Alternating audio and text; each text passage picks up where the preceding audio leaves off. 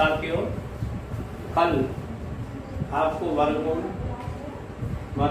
निकालने के लिए उसके नियम, पहचान, वर्गमूल हल करने की विधि, संख्या के अंक कितने हैं तो वर्गमूल के अंक कितने होंगे, ये सब कुछ दशमलव में वर्गमूल, अगर कोई ऋण संख्या है तो उसका वर्ग धन होगा, और अगर कोई धन संख्या है और उसका वर्गमूल निकालना है तो धन आएगा, प्लस माइनस में भी आता है। इसके बाद अब घनमूल 2,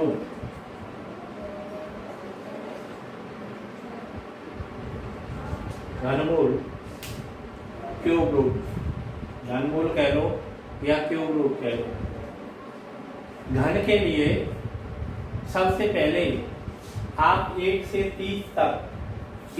30 तक के अंकों के घन याद करने, तो स्पीड सवाल करने की, आपके क्वेश्चन को छांटने की। अगर कोई क्वेश्चन आता है तो आप सीधे देखते ही उसका घनमूल लिख सकते हैं। इसीलिए 1 से 30 तक के सभी संख्याओं का घन याद कर लें, लिख लें। 1 का 1 में 3 बार गुणा करें, 1 आएगा। 2 का 2 में 3 बार गुणा करें तो 2 का क्यू 8। 3 का 3 में 3 बार गुणा करें तो 3 का क्यू 27। 4 का 4 में 3 बार गुणा करें तो 4 का क्यू 64। 5 का 5 में 3 बार गुणा करें तो 1 से 25। 6 का 6 में 3 बार गुणा करें 2 से 16। 7 का 7 में 3 बार गुणा करें 343। 8 का 8 में 3 बार गुणा करें 512। 9 का 9 में 3 बार गुणा करें 729। 10 का 10 में 3 बार गुणा करें 1000। 11 का 11 में 3 बार गुणा करें 1331। 12 का 12 में 3 बार गुणा करें 1728। 13 का 13 में 3 बार गुणा करें 2197। 14 का 14 में 3 बार गुणा करें 14 का क्यूब 2744। 15 का 15 में 3 बार गुणा करें तो 3375। 16 का 16 में 3 बार गुणा करें 4096। 17 का 17 में गुणा करें 4913। 18 का 18 में गुणा करें 3 बार तो 18 का क्यूब 5832 या 5832। 19 का 19 में 3 बार गुणा करेंगे तो 6859। 19 का क्यूब 20 का क्यूब 20 का 20 में 3 बार गुणा किया 8000। 21 का क्यूब 9261। 21 का 21 में 3 बार गुणा करें 9261, या उस संख्या के वर्ग में उस संख्या से गुणा कर दें तो घन प्राप्त हो जाता है। 22 का 22 में गुणा करें 3 बार या 22 का क्यूब 10648। 23 का क्यूब 23 का 23 में 3 बार गुणा करें 23 का क्यूब 12167। 24 का क्यूब 13824। 25 का क्यूब 15625। 26 का क्यूब 17576। 27 का क्यूब 19683। 28 का क्यूब 21952। 29 का क्यूब 24389 और 30 का क्यूब 27000 का क्यूब 27000। इस तरह से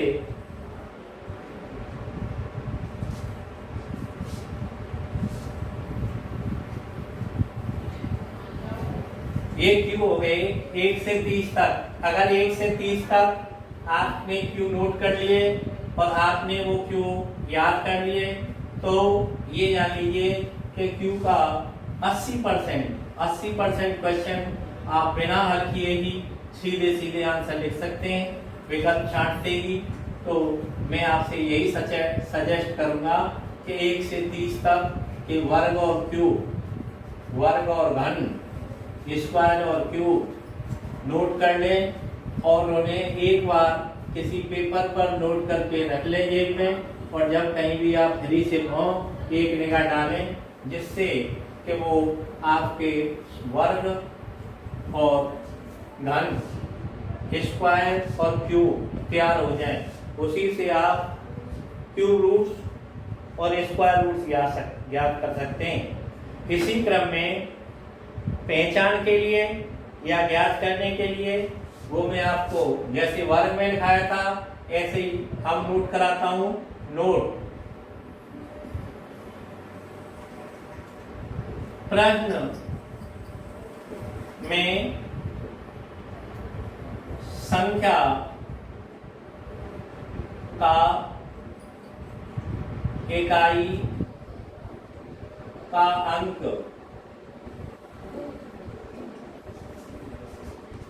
और इधर उत्तर का इकाई, उत्तर का इकाई का अंक, उत्तर का इकाई का अंक। अगर प्रश्न में इकाई का अंक ये है तो उत्तर में इकाई का अंक ये होगा। इस तरह से अगर संख्या में इकाई का अंक 1 है तो उत्तर में भी इकाई का अंक 1 होगा। अगर संख्या में इकाई का अंक 4 है तो उत्तर में भी इकाई का अंक 4 होगा। उत्तर के बाद प्रश्न में इकाई का अंक 5 है तो उत्तर में भी इकाई का अंक, उसका घनमूल ज्ञात करने के लिए क्यूब रूट में भी 5 ही होगा। अगर 6 है तो 6 में इकाई का अंक 6 होगा। 9 है तो 9 में इकाई का अंक 9 होगा। और 0 है तो 0 में भी इकाई का अंक 0 होगा। अगर 1 है तो घनमूल में भी इकाई का अंक 1, 4 है तो घनमूल में भी इकाई का अंक 4, 5 है तो 5, 6 पे इकाई का अंक घनमूल में 6, 7 तो इकाई का अंक 7 और 0 है तो इकाई का अंक 0। नोट 2। दूसरे पॉइंट में बेटा अगर इकाई का अंक 8 है तो यहाँ 2 होगा आंसर में, और प्रश्न में अगर 2 है तो यहाँ 8 आएगा घनमूल ज्ञात करने में। ऐसे ही अगर 3 है तो 3 के लिए 7 आएगा घनमूल में निकालते समय, और अगर 7 है तो घनमूल निकालते समय 3 आएगा। ये प्रोसेस है। इसके बाद मैं आपको सवाल कराता हूँ, इसके जो बात होगी मैं आपको समझाऊंगा, समझाने की पूरी कोशिश करूंगा। तो 1 है तो इकाई का अंक 4 है तो घनमूल में भी 4, 5 है तो घनमूल का आंसर में भी इकाई का अंक 5, 6 है तो 6, 9 है तो 9, 0 है तो 0, 3 पे 2, 2 पे 8, 3 पे 7, 7 पे 3। इतना ध्यान रखना है 3 पदों में से जोड़ा बनता है। इसमें 3 पद के कंपेरिजन होता है। 3 पदों में से एक पद लिया जाता है घनमूल में। जैसे वर्गमूल में 2 पदों में से एक लेते थे, ऐसे घनमूल में 3 पदों में से एक पद लेते हैं। इस तरह से मैं आपको सवाल लिखता हूँ और सवाल करते हैं।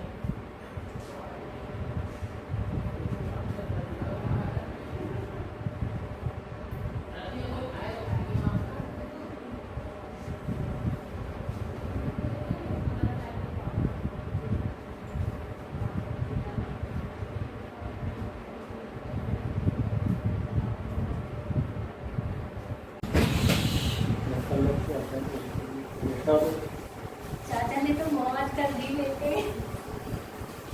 घनमूल क्वेश्चन संख्या के घनमूल किसी संख्या के 3 गुणनखंड समान करने के बाद एक खंड बाहर निकालना ही क्यूब रूट घनमूल कहलाता है। तो जैसे वर्गमूल में 2 समान गुणनखंड करने के बाद एक पद निकलता है, ऐसे घनमूल में 3 पदों के बाद इसे भागविधि से भी निकाल सकते हैं और सीधे भी निकाल सकते हैं। और वैसे अगर हमने 1 से 3 तक घन याद कर लिए हैं क्यूब, तो फिर कोई परेशानी नहीं होगी। आपको मोस्टली क्वेश्चन मिल जाएगा और आप देखते हैं सीधा सीधा लिख सकते हैं, वो आपके लिए बहुत लाभदायक, समय की बचत के लिए रहेगा। घनमूल 64, तो 64 4 का होता है, 4 चौक 16 और 16 चौका 64, या आप ऐसा कर लीजिए 4 गुणा 4 गुणा 4 फिर भी 4, आंसर 4 ही आएगा। या करके एक ही बात है। क्वेश्चन संख्या 2, क्वेश्चन संख्या 2 0.000064 का घनमूल याद करना है। तो 64 का घनमूल ऐसे भी लिख सकते हैं। अब 64 का कितना होता है? 4। अब 3 पदों का एक पद ये होगा दशमलव का, इन 3 पदों का एक पद और चाहिए, तो ये हो गया 0.04। इसके बाद तीसरा सवाल सेम इसी तरह, अगर ये कह दिया जाए घनमूल 0.064, तो 64 का देखेंगे 4 और दशमलव के स्थान 3, तो यहाँ लगा देंगे 0.4। क्वेश्चन संख्या 4, क्वेश्चन संख्या 4 ये कह रहा है घनमूल 0.125, तो इसका 5 हो गया और 3 स्थानों में से एक स्थान हो गया, तो ये पांचवा सवाल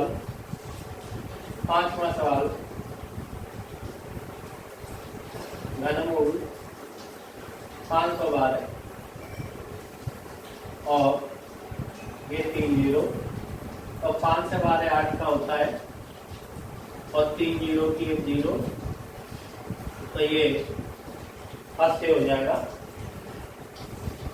घनमूल किसी संख्या का उसी संख्या में 3 बार गुणा करने पर घन प्राप्त होता है और उस घन का घनमूल निकालें तो वो संख्या ज्ञात होती है 3 पदों में से एक पद लेके।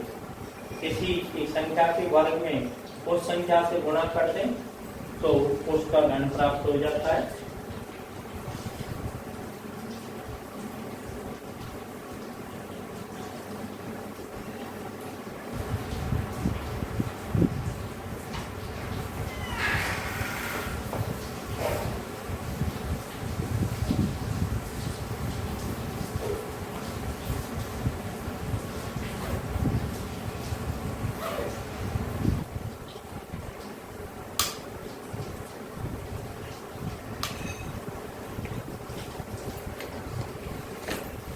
क्वेश्चन संख्या 6,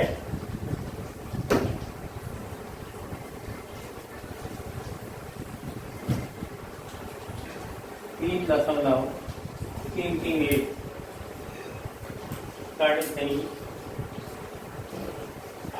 1.331, तो 13 से 31 का होता है 11 और 3 स्थान का एक स्थान दशमलव का पूरा।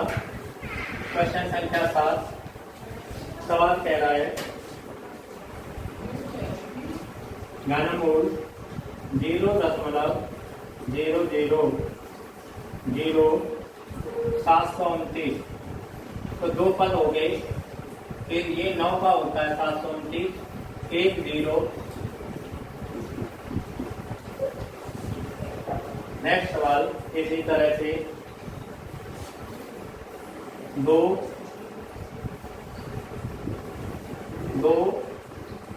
घनमूल 32 - 3 घनमूल 4 + 3 घनमूल 500 का मान ज्ञात करना है। तो देखिए 2 इसका हो जाएगा 8 और 4, क्योंकि यहाँ 4 है ये निकलेगा नहीं तो इसी रूप में चेंज कर लेंगे। 3 घनमूल 4 घनमूल 125 गुणा 4, ये 4 का पद 4 का पद 4 का पद एक जगह 3 कर लिया। 8 को बाहर निकालोगे तो 2 आ जाएगा। 2 गुणा 2 घनमूल 4, 3 घनमूल 4, 5 5 25 25 25 घनमूल 4, तो हो गया 2 दूनी 4, करनी 3 4, 3 करनी 3 4, 5 करनी 3 4, 5 और 4 9 करनी 3 4 -3 करनी 3 4, 9 में से 4 गए तो 6 घनमूल 4 इंटू 6 इंटू घनमूल 4 6, 9 में से 3 गए तो 6 करनी 3 4 घनमूल में आएगा। नेक्स्ट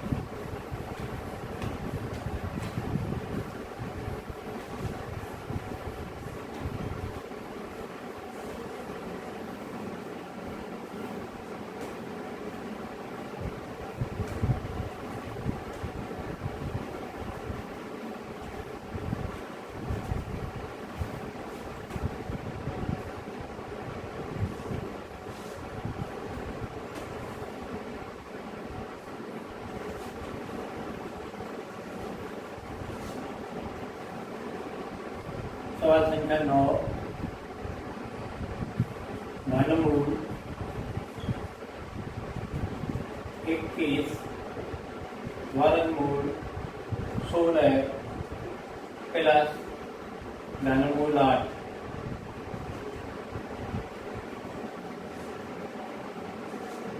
देखिए 21 9 के 9 16 का हो गया 4 4 चौक 16, किसका हो गया 2, तो ये हो गया घनमूल टोटल किया 27। 27 कितने का होता है 3 भाई 27 3 3 गुणा 3 3 तरह 9 3 27 फाइनल। 10वां सवाल 10 648 का घनमूल निकालना है। 2 2 के पद निकालते हैं। 8 के लिए कितना आता है 8 के लिए 2 8 के लिए 2। इसके बाद ये कितने का क्यों होता है ये कितने का क्यों होता है 2 का क्यों 8 और 3 का क्यों 27। तो ये 2 का क्यूब 8, 2 का हो गया तो आप 2 लगा दोगे और घनमूल हो गया 8।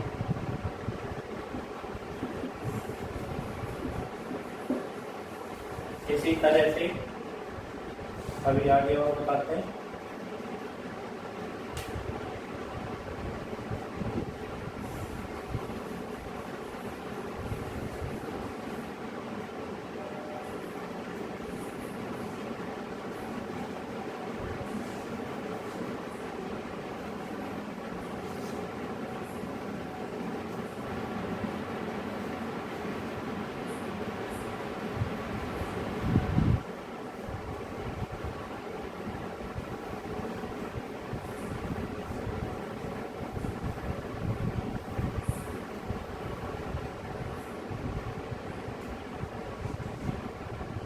सवाल 10, 38, 23, 10, 38, 23 तो 3 का पद निकालेंगे और इस 3 के लिए क्या आता है 7 घन में, 3 के लिए 7 और 7 के लिए 3, 8 के लिए 2 और 2 के लिए 8, शेष जो कि 4 थे। 3 के लिए 7 हो गया। अब यहाँ देखिए 4 का क्यूब 64 और 5 का क्यूब 125 इसमें, तो ये ऊपर वाला लेंगे तो ये 4 हो गया, घनमूल हो गया 47। ऐसे एक सवाल और लिखता हूँ सेम, देख लो 11, 76, 49 का घनमूल। तो 9 के लिए तो 9 ही आएगा, 9 के लिए 9। अब ये फिर वही चीज आ गई, 4 का क्यूब 64, 5 का क्यूब 125 अधिक है तो 64, 4 का तो घनमूल हो गया 64, 49 घनमूल 49। एक सवाल और सेम इसी तरह का और लिखता हूँ, देखिए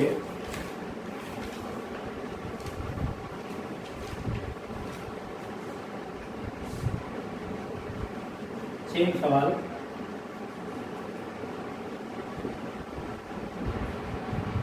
2 बार कर लीजिएगा। अब 2 के लिए कितना आता है 8, 8 के लिए 2, 2 के लिए 8, 3 के लिए 7, 7 के लिए 3, 9 जाओ 1 जाओ की दो, 1 जाओ की दो, 4 जाओ की दो, 5 जाओ की दो, 6, उसके बाद 9 और 0।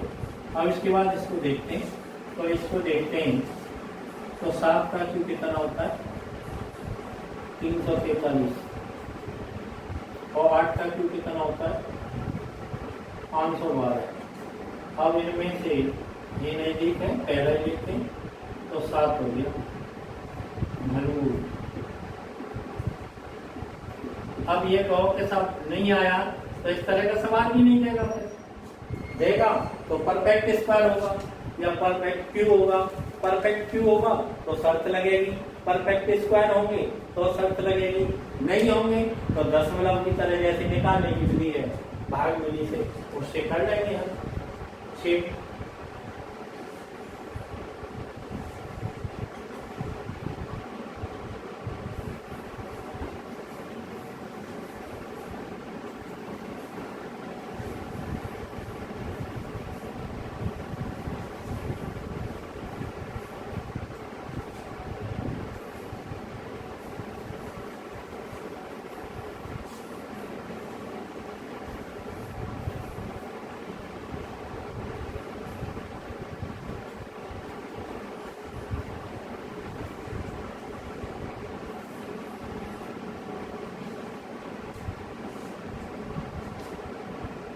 ठीक है।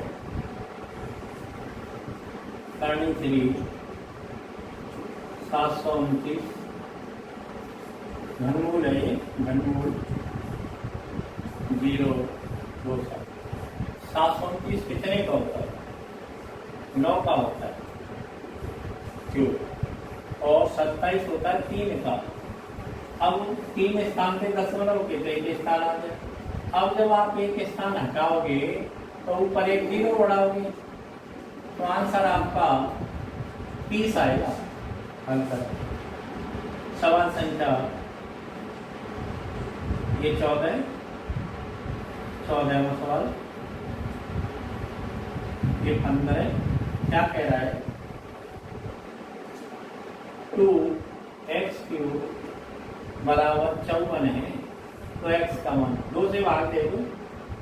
x³ बराबर 54 में 2 से भाग दोगे तो 27 और 27 कितने का क्यों होता है 3 का, इसीलिए x की वैल्यू क्या आई x का मान 3 होगा। नेक्स्ट सवाल घनमूल 3 सही 3/8 क्या 24 और 3 27 27/8 27 होता है 3 का और 8 होता है 2 का 3/2। नेक्स्ट 5a² बराबर 625 तो a³ 5 से भाग दे दीजिए 625 में तो 1 से 25 तो a³ बराबर 5 का क्यूब तो a की वैल्यू क्या आ गई 5 से 625 भागे 1 से 25 a³ बराबर 5 का क्यूब तो a बराबर 5। इसी क्रम में एक दो सवाल हो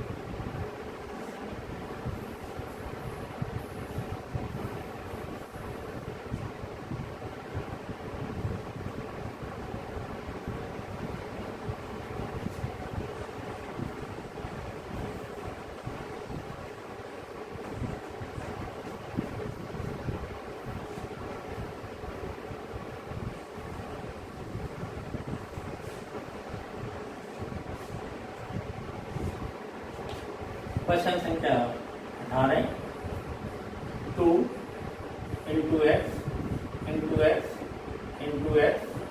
बराबर 432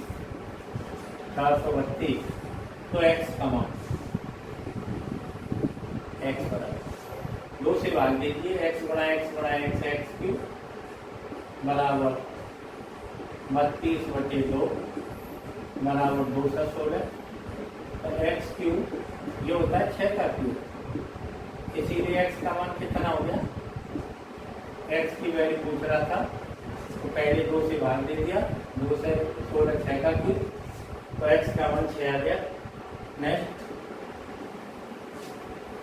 x की पावर 4 भागित x -3 बराबर 5।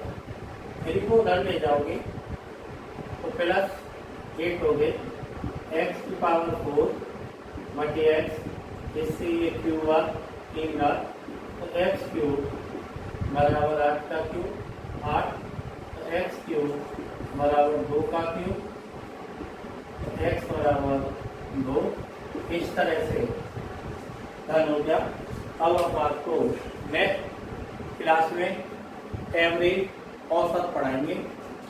एवरेज औसत पढ़ाएंगे वर्गमूल घनमूल मौसा लसा सालीकरण के 2 भाग मौसा लसा वर्गमूल स्क्वायर रूट क्यूब रूट्स वो मैं आपको बता चुका हूँ।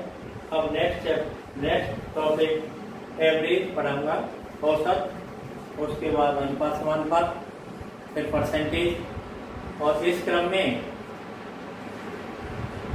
कितना स्तर का सवाल आता है डिफेंस एग्जाम में उस स्तर को मैं कराता जाऊंगा और यहाँ भी कोई प्रॉब्लम है उसको भी समझाने की कोशिश करूँगा।